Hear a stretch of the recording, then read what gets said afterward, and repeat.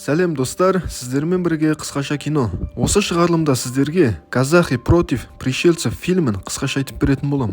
Достар, видео басталмас бұрын арнаға тіркеліп лайк басып кетейік. Бұл сіздер үшін 1 секунд, ал мен үшін 100 000 оқырманға алып баратын жол. Департамент по защите от инопланетян. Қазақстан Республикасы 2002 жыл. Доп ұстаған жас бала құлаққаппен музыка тыңдап, орман арасында келе жатыр.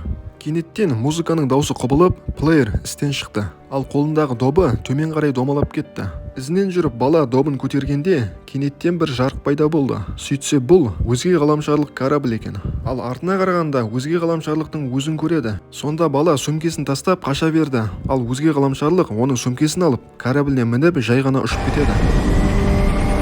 Осыдан кейін кадр 2022 жылға ауысады. Бұл қыздың есімі Шолпан. Азамат медициналық клиникасында уролог болып жұмыс жасайды. Шолпан клиниканың бастығы Азамат мырзаға ғашық. Азамат Шолпаннан кешкісін қолың бос па деп сұрайды. Мәз болған Шолпан иә боспын дейді. Сөйтіп Азамат жұмыстан ерте қайту үшін Шолпанды орнына қойып кетеді. Ал кешкісін екі алқаш аспаннан бір нәрсені ұшып жерге қонғанын байқайды. Жерге өзге ғаламшарлық корабль қонған, ал ішінен өзге ғаламшарлық тіршілік иесі шығады. Ал бұлар Мадияр мен Шыңғыс адамдарды өзге ғаламшарлықтан қорғайтын ұйымда жұмыс жасайды. Қысқаша полицейлер десе де болады. Жұмыста жүргенде қанша жыл болса да, осыған дейін бірде-бір өзге ғаламшарлықты кезіктірмеген. Сол үшін де басқа полицейлер бұл екеуін бездельники деп мазақ қылады. Бездельники? Ну что там, отчет готов, нет? Шолпан жұмыстан шығып үйіне қайтып бара жатыр. Көлікте музыкаға алаңдап, абайсызда өзге ғаламшарлықты қағып кетті. Қатты қорыққан қыз жігіттің тірі екеніне көз жеткізіп, машинасына мінгізіп үйіне алып келді. Алайда бұл жағдайды көршісі Өмеш аға көріп қойды. Сонда қыз бұл жігітті көп ішіп мас болып ұйықтап қалды дейді. Сонда Өмеш, мен де жас кезімде көп ішіп, осылай ұйықтайтынмын дейді. Потом, как женился, все, бросил пить. Осылайша Өмеш пен Шолпан жігітті үйге кіргізді. Ал кейін Шолпан жігіттің жарасын танайын десе, басы қан емес, бір шырышты жасыл зат екен. Мадияр мен Шыңғыс ерігіп ойнап жүргенде, өмірінде алғаш рет кеңсе телефоны шырылдайды. Көптеген адамдар аспаннан отты нәрсенің жерге қонғаны туралы айтқан екен. Осылайша мамандықтары бойынша ең алғашқы тапсырыс келді. У нас вызов. Жігіттер оқиға орнына келді. Департамент по защите от инопланетян. Мадияр өзінің құрылғысымен радиацияның бар екенін байқады. Алайда бұл жай ғана із, енді ұшатын корабльдің қайда екенін табу керек. Сөйтсе ұшатын аппаратты екі алқаш алып кеткен екен. Және темір қабылдайтын жерден 8000 теңгеге сатып кетеді. Өзге ғаламшарлық есін жиды. Только вы скажите, сколько вам денег нужно, чтобы вы не писали заявление? Сонда жігіт, маған ешқандай ақша керек емес. Мен Тигарден планетасынан келдім, және өзімнің корабліме оралуым керек дейді. Значит, ты инопланетянин, да? Да. Шолпан жігітке, не үшін дене пішімің адам сияқты дейді. Сонда жігіт, бұл менің денем емес, егер менің шын түрімді көрсең, қорқып кетуің мүмкін дейді. Бірақ та Шолпан жігітке сенбейді, оны алдап тұр деп ойлайды. Шолпан ұйқысынан оянды, және кешегі жағдай жай ғана қорқынышты түс деп ойлап тұр. Және бәле саулақ деп жеті шелпек пісіруде. Алайда жігіт қасына келгенде барлығы шынайы екенін түсінеді. Сонда жігіт Шолпанға, маған адамдар киетін киім керек дейді. Осыдан кейін қыз бастығына келіп өзін бірнеше күнге жұмыстан босатуын сұрайды. Өзге ғаламшарлық үстіне Шолпанның киім киіп алған. Және фильм қарап отырып, махаббат деген нәрсенің не екенін түсінбей отыр. Что такое любовь? Сонда Шолпан, сендердің планеталарында махаббат жоқ па дегенде, жігіт, біз сендерге қарағанда әлдеқайда дамығанбыз. Біз эмоция, сезім деген нәрседен биік тұрамыз дейді. Онымен қоса өзге ғаламшарлық біз кез келген адамның кейпіне ене аламыз дейді. Осыдан кейін екеуі ұшатын кеменің қонған жеріне келді. Алайда бұл жерде ұшатын кеме жоқ. Дәл осы кезде полицейлер де келді. Және екеуіне не істеп жүрсіңдер дегенде, біз пикникке келгенбіз дейді. Пик-пик? Пикник. Сонда Чина жігітті жақтырмай көптеген сөздер айтты. Қарашеш, қазақтың баласы көрініп тұр ғой, қатындар іске халат киіп алған. Шолпан Өмеш ағаның әйеліне система салуға келді. Сонда жігіт те қарап отырмай, мен апаны емдей аламын дейді. Сонда әйелінің қиналып жатқанын көрген Өмеш ата жігітті қуып жібереді. Бірақ та Өмеш ата көп ұзамай Шолпанның үйіне келді және жігітке рахметін айтып, әйелім сенің арқаңда жазылып емделді дейді. Мынау ана емші балаға берші. Мой старый костюм. Осыдан кейін жігіт салбырап тұрса да Өмеш атаның киімін киді және Шолпанға біздің планетада ешкім өтірік айтпайды, маған өтірік айтуды үйретші дейді. Ал Шолпан барынша түсіндірді. Мысалы сенің үстіңде киім онша емес, бірақ та мен сені ренжітіп алмас үшін сенің киімің әдемі деп алдай саламын дейді. Шыңғыс бөлімшеде шөп шегіп отырады. Дәл осы кезде бастығы кіріп келді. Сонда бастығы, сендер мүлдем жұмыс жасамағандықтан сендердің бөлімшелеріңді жабу керек деген хаттама келді дейді. Жаппайды, үміт бар. Бастығы Шыңғысты жылап жатыр деп ойлап, бір апта уақыт береді. Шолпан жігітпен бірге ұшатын кемені іздеп, ауылдағы үйлердің барлығын аралап шықты. Дәл осылай кемені полицейлер де іздеп жүреді. Халықтан сұрастыра келе, жігіт пен қыздың да кемені іздеп жүргенін біліп қойды. Онымен қоса олардың қандай көлікпен жүргенін және көлігінің нөмірін айтып берді. Өзге ғаламшарлық пен Шолпан екеуі үйге келгенде көршілерінің барлығы жиналып қалған екен. Олар жігітті емші деп ойлап ем алуға келген. Білмеймін, осы бар ғой, температурасы көтерілді. Сердце у меня болит. Шынында да жігіт барлығын емдеп жазды. Ал көршілердің барлығы оған дән риза. Жанармай бекетінде тұрған Шолпанның қасына бастығы Азамат келді. Шолпан өзге ғаламшарлықты алыс бір туысым деп таныстырады. Ал Азамат болса екеуін клиниканың 10 жылдығына банкетке шақырды. Осыдан кейін екеуі темір қабылдайтын адамға келді.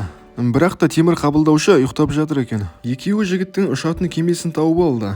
Және жайменен жүріп, ұшатын кемені өздерімен бірге алып кетті. Ұшатын кемеде бір ақау бар екен, соны жөндету үшін машина жөндейтін жерге алып келді. Алайда көлік жөндеуші, мен бұл көлікті түсінбедім және оны жөндей алмаймын дейді. Сонда өзге ғаламшарлық көлік жөндеушінің қабырғасында ілінген Мария деген актриса қыздың бейнесінде келді. Пожалуйста, Сергей, помогите. Сонда көлік жөндеуші, сіз үшін барлығын жасаймын, таңертең көлік дайын болады дейді. Осылайша үйге келгенде өзге ғаламшарлық өзінің шынайы кейпінде болды және қайтадан адам кейпіне айнала алмай тұр. Себебі көптеген адамдарды емдеймін деп шаршап болған екен. Дәл осы кезде Өмеш аға келді. Көршілердің барлығы дастархан жайып, емші баланы күтіп отыр екен. Шолпан Өмеш ағаны үйге кіргізбеймін деп қанша тырысса да, Өмеш аға кіріп кетті. Фильмнің осы жеріне таң қалдым. Өмеш аға өзге ғаламшарлықты көргенде ешқандай реакция білдірмеді. Ей, емші бала, не жатсыз? Өзге ғаламшарлықтың шаршап тұрғанына қарамастан дастарханға алып келді. Көршілермен барлығы отырып бірге тамақтанады, ал кейін билеп те көңіл көтерді. Осыдан кейін Шолпан клиниканың 10 жылдығына арналған банкетке келді. Шолпанды көргенде бастығы Азамат та оның сұлулығына қатты тәнті болды. Сая Шолпан мен Азаматты жеке қалу үшін өзге ғаламшарлық жігітті алып кетті. Біздің басты кейіпкеріміздің әңгімесі қыздарға ұнап жатыр. Я с планеты Тигарден. Полицейлер Шолпанның үйіне келді. Есік құлып екен. Алайда қазақтардың әдеті ғой, кілтті жақын жердегі бір нәрсенің астына қойып кетеді. Чина гүлдің астын қарағанда кілтті тауып алды. Осылайша екеуі үйге кірді. Мадияр үйді тінтіп жүріп, банкетке шақыру билетін тауып алды. Осылайша екеуі банкетке қарай жол тартты. Азамат Шолпанмен билеп жатып, оны кездесуге шақырды. Әрине Шолпан қуана келісті. Он пригласил меня на свидание. Шолпан банкетке арнап бәлішке тапсырыс берген еді. Ал Азамат болса сол бәліштің ақшасын Шолпанның өзіне төлетті. Онымен қоса екінші күні концертке барайық. Ол жерге кіру тегін, әрі ішімдіктер жеңілдікпен беріледі дейді. Осы тірліктерінен кейін Шолпан Азаматтың сондай майдаланып кеткен және өте сараң екенін байқап кездесуден бас тартты. Извините, конечно, но я, наверное, не смогу. Осы кезде полицейлер Шолпан мен жігітті көріп ізінен қуалай берді. Сонда жігіт Шолпанға шығатын жерге қарай бара бер, ал мен оларды алаңдатып кетем дейді. Біздің басты кейіпкеріміз асхана арқылы өтіп дәретханаға барады. Осторожней! Ізінше полицейлер келгенде жігіт басқа адамның кейпіне еніп алды. Сыртқа шыққаннан кейін Мадияр жігіттің басқа кейіпке ене алатынын түсініп қойды. Осылайша дәретханада отырған өзге ғаламшарлық екен енді түсінді. Осы жерде өзге ғаламшарлық деп ойлап, шынайы адамның өзін ұстап алды. Байғұсты өзге ғаламшарлық деп ойлап, сұрақтың астына алды. Бейшараға бірнеше соққы тастағаннан кейін ол өзінің гей екенін мойындап қойды. Ну разве это теперь преступление? Қаланың ортасында көліктің үстінде Шолпан мен жігіт біраз сөйлеседі. Шолпан өзінше сараң болған Азаматқа бекерге ғашық болғанын айтты. Абайсызда екеуінің қолдары тиіп кеткенде арасында бір сезім пайда болды.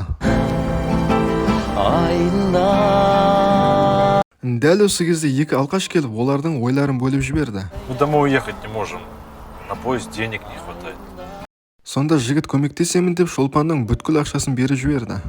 Ертесіне полицейлердің бастығы келіп Мадияр мен Шыңғысқа айқайлауда. Өзге ғаламшарлық деп қадымғы адамды ұстап алған үшін көптеген сөздер естіді. Онымен қоса екеуін де жұмыстан шығарып жіберді. Сөйтіп екеуі заттарын жинастырып жатқанда Шыңғыс тартпадан көне плеер тауып алды. Ал Мадияр плеерді қосқанда музыка ойнап тұр екен. Сонда ол кішкентай кезін бірден есіне алды. Фильмнің басында көрсетілген кішкентай бала осы Мадияр екен. Және Мадияр өзге ғаламшарлықтың жерге бір нәрсені көміп жатқанын көріп қойған. Балалық кезін есіне алған соң Мадияр, Чина екеуі сол баяғы жерге жол тартты. Өзге ғаламшарлық жігіт осыдан 20 жыл бұрын тығып кеткен затын қарауға келгенде, ол орнында жоқ екен. Ты не это искал?